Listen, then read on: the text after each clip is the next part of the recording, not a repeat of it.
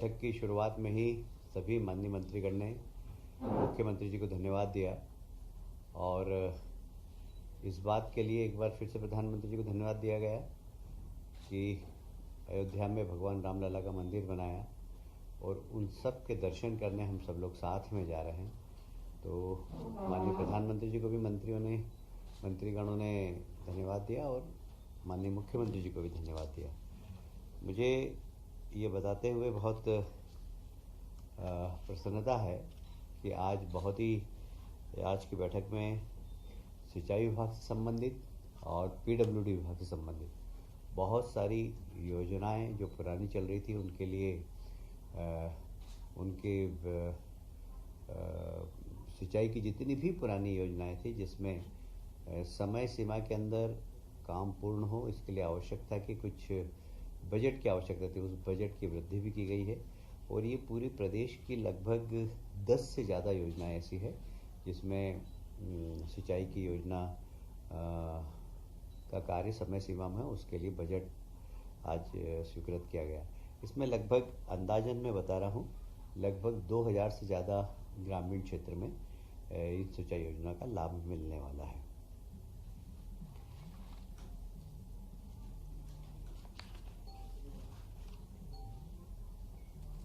अभी जो call centre चल रहा है हमारा 100 नंबर का, वह बड़ी महत्वपूर्ण काम कर रहा है समाज के अंदर। समय के अंदर गाड़ियाँ पहुँचे, ये बहुत ज़रूरी है। इसकी मॉनिटरिंग भी बहुत अच्छी है और लगभग ऐसा अंदाज लगा कि 92% सक्सेस रेट है कि समय सीमा के अंदर हमारी गाड़ियाँ पहुँच रही है। पर इसका भी अभी जो कंपनी काम कर रही है बीवीजी इंडिया लिमिटेड, उनका भी उनके टेंडर की समय सीमा पूरी हो गई थी, किंतु आगामी टेंडर निकालना है उसमें लगभग 6 माह का समय लगेगा। इसलिए इसकी 6 माह की सीमा बढ़ाई गई है और दुरुस्त चुरुस्त कैसे हो इसके ऊपर एक कार्य योजना भी बनी है।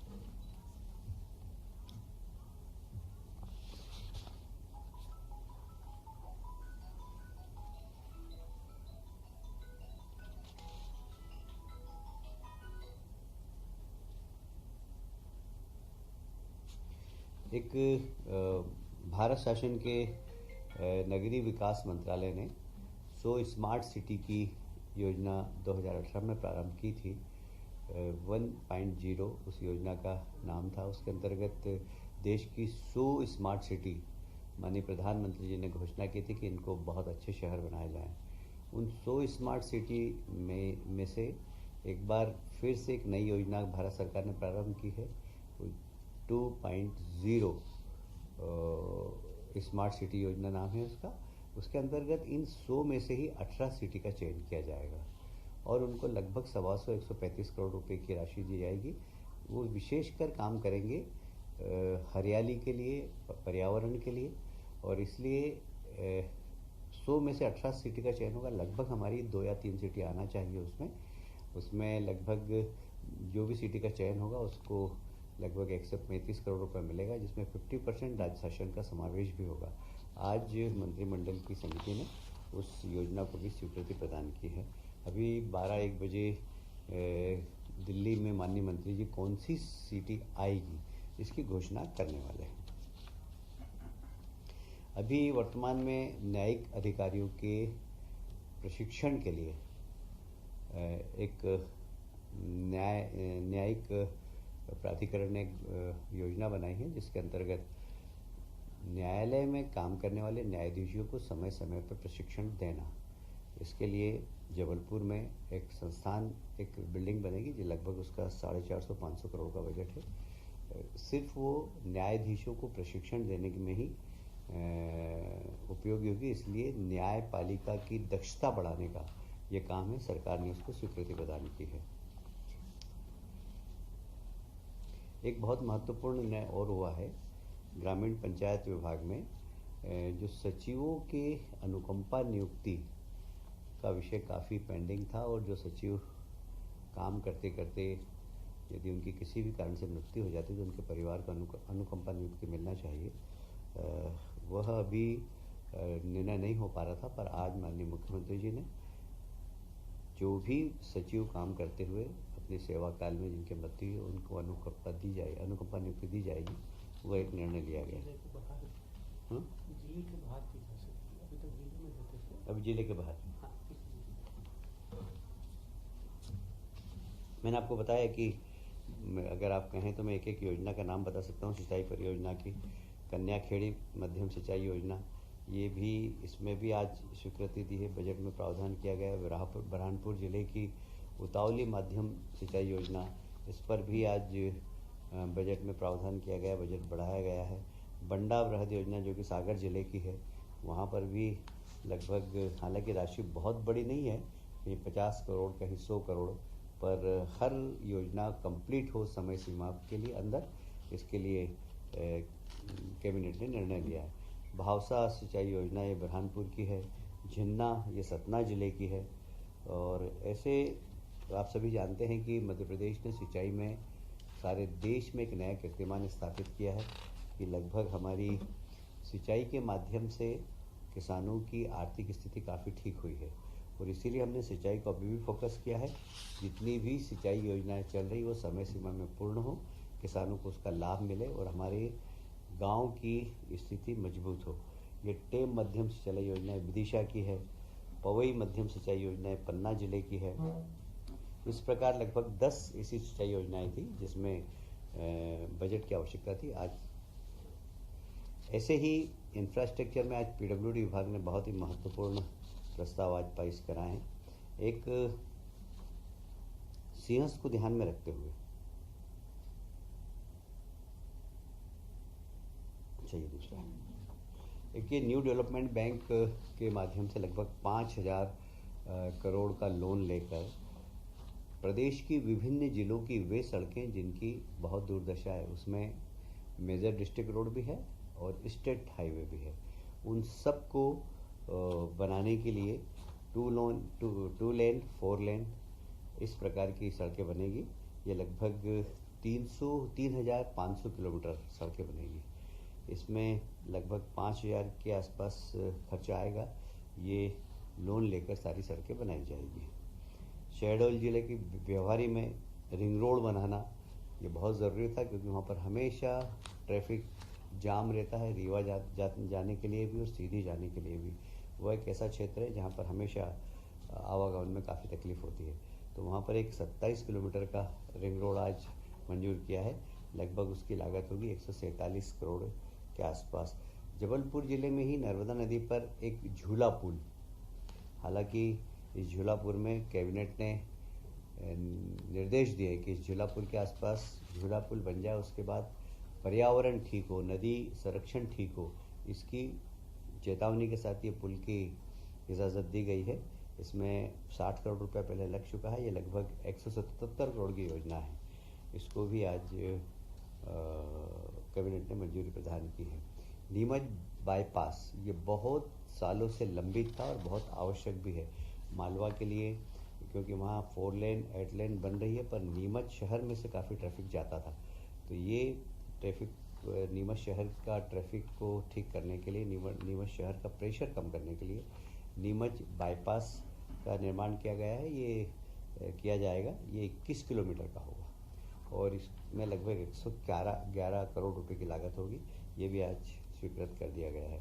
अशोकनगर जिले में शाडोरा में करीला माता का मंदिर है, जहाँ पर बहुत बड़ा मेला रंगपंचमी पे लगता है। लगभग 20 से 25 लाख लोग वहाँ पर श्रद्धालु जाते हैं।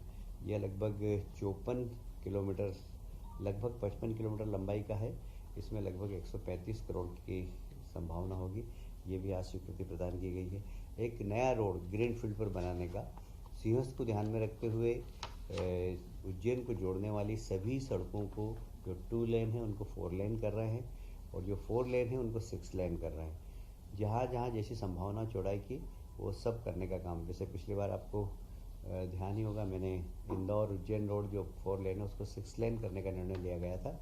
आज फिर उज्जैन जावरा रोड जो 4 लेन बिल्कुल नई सड़क बन रही है, ग्रीन फील्ड पर बनेगी।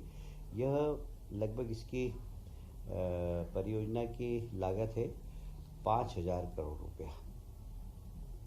इससे सड़क के बाद फिर वहाँ पर उस पूरे इलाके के अंदर एक कमर्शियल और औद्योगिक क्षेत्र भी बनाने की योजना है। अपने आप बन जाता है, जहाँ पर सड़क निर्माण होती है वहाँ कमर्शियल एक्टिविटीज़ चालू हो जाती है।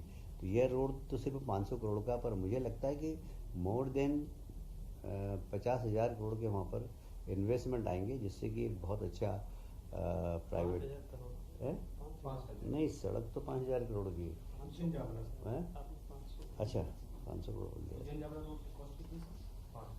5,000 करोड़, 5,000 करोड़ की है। और लगभग इसमें मुझे लगता है कि आसपास जो कमर्शियल एक्टिविटीज़ होगी वो 50,000 से 1,00,000 करोड़ के आसपास की होना चाहिए। इतना इसका कमर्शियल एरिया इस क्षेत्र के अंदर बढ़ेगा।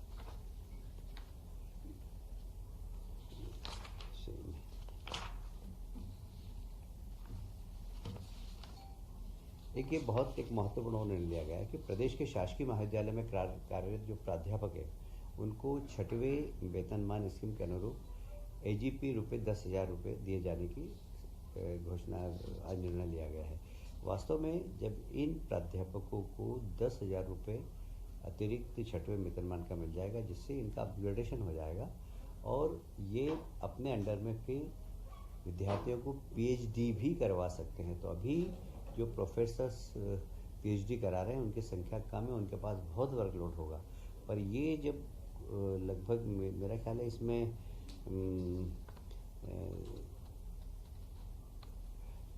लगभग मोर देन 2,000 ऐसे प्रोफेसर होंगे जिसको इसका लाभ मिलेगा। तो 2,000 प्रोफेसर्स ऐसे होंगे मध्य प्रदेश के अंदर जो PhD कराने के लिए अधिकृत हो जाएंगे, जिससे हमारे यहाँ PhD करने वाले विद्यार्थियों की संख्या भी बढ़ेगी। इनको ये भी फ़ायदा है कि ये आगे कुलगुरु बनने की योग्यता भी इनको मिल जाएगी। प्रदेश में एक और बहुत ही महत्वपूर्ण निर्णय हुआ है। प्रदेश में PPP मोड पर मेडिकल कॉलेज की स्थापना। लगभग इसमें सरकार इन्वेस्टमेंट करने वाले को ज़मीन उपलब्ध कराएगी। ज़मीन का जो भी कलेक्टर रेट होगा उसके अनुसार उसको राशि देना पड़ेगी और लगभग उसमें वैसे ऐसा माना जाता है कि हॉस्पिटल और मेडिकल कॉलेज बनाते हैं तो लगभग 500 करोड़ का खर्चा आता है, पर उसमें इन्वेस्टमेंट कम हो इन्वेस्टर का, इसलिए जिला अस्पताल हम उसी को दे देंगे। तो जिसे अस्पताल बनाने की ज़रूरत नहीं, उसको मेडिकल कॉलेज से ही उसका काम चल जाएगा। उसमें शर्त ये डाली गई कि अभी मेडिकल कॉलेज अभी जिला अस्पताल में जितना स्टाफ है उसकी सैलरी वो प्रदान करेंगे। कुल मिलाकर जब हॉस्पिटल बन जाएगा और मेडिकल कॉलेज खुल जाएगा तो उसमें 75% बेड सिर्फ गरीबों को देना पड़ेंगे, 25% वो कमर्शियल उसका यूज़ कर सकेंगे। तो ये एक बहुत महत्वपूर्ण योजना है जिसमें कि हमारा मेडिकल इंफ्रास्ट्रक्चर और मेडिकल सर्विस दोनों ही मध्य प्रदेश में अच्छी हो, और इसके लिए बहुत लगभग इस पे हमारी 1 घंटे चर्चा हुई और एक बहुत ही महत्वाकांक्षी निर्णय सरकार की ओर से लिया गया है। सभी जिला अस्पतालों के लिए कुछ चिन्हित जिला, कुछ चिन्ह ऐसा है कि जहाँ पर अभी मेडिकल कॉलेज नहीं है वहाँ पर जो मेडिकल कॉलेज सरकार चाहती है कि हर जिले के अंदर मेडिकल कॉलेज हो। मेडिकल कॉलेज होता है तो उसके लिए हॉस्पिटल कंपलसरी होता है। हॉस्पिटल कंपलसरी होता है तो वो हॉस्पिटल अभी हमारे पास हर जिले के अंदर जिला अस्पताल हैं, वो हम हॉस्पिटल उसको दे देंगे जिससे उसका इन्वेस्टमेंट कम हो और वो ज़्यादा से ज़्यादा अच्छी सेवा कर सके। ठीक है जी।